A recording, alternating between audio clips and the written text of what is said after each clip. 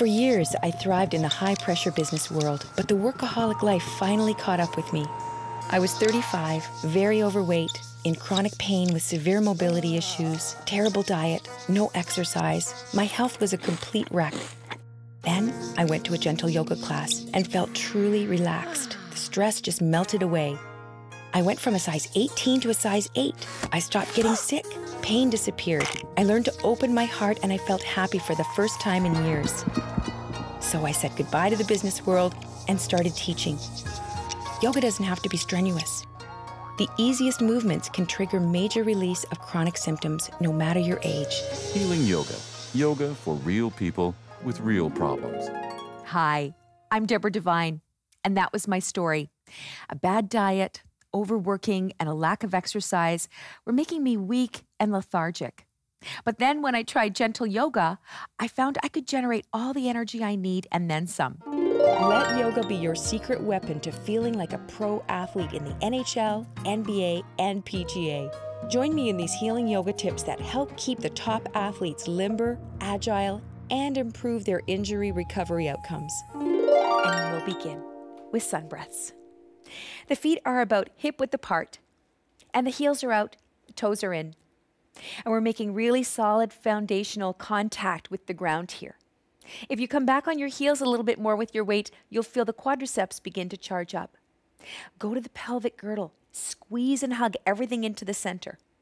Feel the ribs coming off of the top of the hips as you feel the in-breath lifting everything on the front line of the body, and the out-breath taking everything down the back line of the body. Take the shoulder blades together and move them down. Broaden through the collarbones. Lengthen through the back of the neck and take yourself to the back plane of the body here. And feel yourself strong. Take your hands in front of the heart center and inhale the arms out and up. Fingers touch and we exhale back to heart center. Inhaling, opening wide, spreading the fingers, exhaling, coming back to heart center and pressing the palms together. Inhaling, out and up, exhaling. Fingers are pressing together and we're broadening the collarbones. It's really wonderful to practice in a warmer environment because your joints feel more flexible. Your muscles and your connective tissue seem to be more limber. And we get to detoxify by sweating a little bit more easily than we would in a regular temperature environment. Now, we're going to be coming into half sun salutes. So we'll step to the head of the mat. And we'll come to Tadasana. Heels are out, toes are in. Energize the legs, energize the pelvic girdle. Feel the ribs coming up again. Feel this opening in the upper part of the chest and this squeezing in the back part of the upper back. Hands to heart center. Inhale, arms out and up. Exhale, take the arms out, bend the knees, and let the pelvis come up and over the heads of the femurs. You can touch the shins or the ground, and then we're going to inhale, halfway lift, lengthen the back. Exhale, come down again. Inhale, all the way back up. Exhale, hands to heart center. Now we're keeping on with this routine, and the feet are going to just stay grounded. Keep coming back to the feet and feeling grounded through the heels. Inhaling, all the way back up. Exhaling, hands to heart. Now we're going to be breathing the Ujjayi breath. Inhaling with that slight constriction at the back of the throat. Exhale with that slight constriction at the back of the throat, coming forward, bending the knees. Inhale, halfway lift, Ujjayi, the victorious breath. Exhale, yes. Inhale, all the way back up. The Ujjayi breath is an excellent way to keep heat going in the body. We are using our throat, the back of the throat, there's a very slight constriction, and that is helping us slow the breath down. Hands to heart center. We're coaxing the sun out from behind the horizon with this practice, and that is going to heat things up for us quite a bit. Inhaling, halfway lift. Exhale, forward fold. Inhale, all the way up. Exhale. Let's begin with helicopters using very light weights. So we stand in Tadasana, take the feet wider than hips, heels out and toes in. Come back on the heels and feel very rooted into the earth in our mountain pose, Tadasana. Think about Mount Everest, 28,000 feet above sea level and 60 kilometers of solid rock underneath. And then we'll take the weights out. Inhale and feel wonderful length building through the front of the body.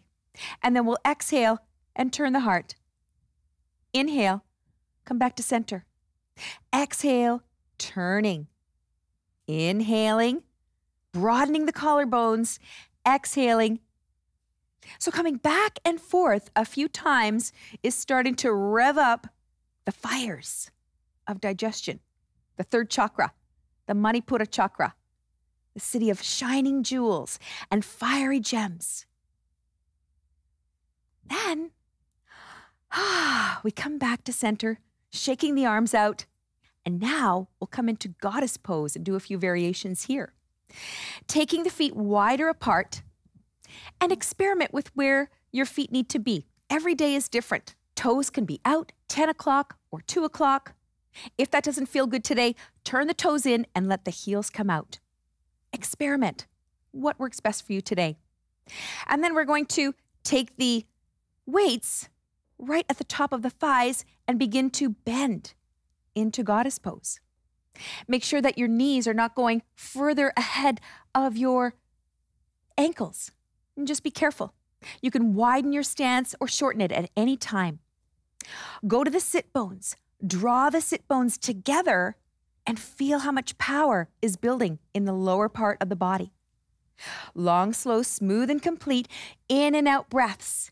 The extra weight at the head of the femurs is adding a little bit of resistance. Feel the fires of the legs starting to charge up. And then we'll do a couple of variations. So as we bend the knees, we're going to inhale the arms up.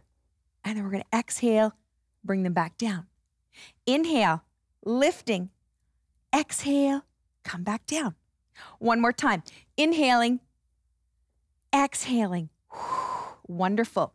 Now, we're going to come into a variation that's going to require us to take our feet facing forward. So we're going to bend the knees, and then we're going to inhale, come up on one side, exhale. Come up on the other side, exhale. Inhale, exhale. Inhale, exhale.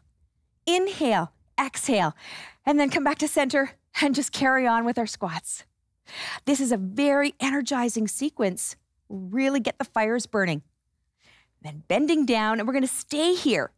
So fix your feet into the best position for yourself, and then begin to extend the arms. We're going to do a few biceps curls. Inhaling, squeezing, exhaling, coming down. Squeezing, squeezing. Now we're squeezing the legs and the glutes. We're keeping lots of room in the midsection, and we're squeezing all of the muscles of the arms and the shoulders. Slow down and go in time with the breath. You can even stop and rest and then come back and join in again. For our final warm down, we're going to be coming into an elevated chest shavasana. So if you have a rolled up blanket or towel or a yoga bolster, we'll just bring ourselves right up to the short edge. So it's resting here to support the low back. We keep the knees bent and we use the arms to walk ourselves back, and we rest down. Legs can come long and we shake them out. Bring the shoulder blades down the back and in behind the heart. Now, take a few breaths and feel yourself completely surrendered here. We're opening up the front part of the body, and we are giving the low back a beautiful rest. There is a wonderful way of being supported here in this pose that allows us to release all of the tension and gripping in the area between the bottom of the ribs and the top of the hips. It can be really wonderful to support the head with a folded blanket, and that gives the brain a wonderful place to rest. And you can see that the forehead and the chin and the chest are making this beautiful downward line. That is very soothing on the heart. It's very soothing for the brain, and it's really wonderful for the whole upper body. And having the sandbag or the rice bag placed on the low belly can also feel really wonderful. This is grounding the pelvis. Now, if there's any discomfort in the low back, all you need to do is move the pelvis away from the short edge of the bolster. You can bend your knees and actually move your pelvis away and then reset the legs and see how that feels. Resting in an upper chest opening pose has an excellent effect on our oxygen levels. Let the shoulder blades come down the back and in behind the heart. Allow your collarbones to open. Let the ribs expand, opening like a clamshell, revealing the pearl of the heart. We'll take a long, slow, smooth in-breath into the feet, into the legs. Inhaling light and spaciousness, and exhaling tension and holding. We take a long, slow, smooth in-breath into the hips, into the back, the whole spine and all of the muscles. Breathing in light and spaciousness, and exhaling tension, exhaling holding. Thanks for watching. Be sure to subscribe to the channel and stay up to date on all the latest videos. And let me know in the comments section below what other kind of videos you'd like to see.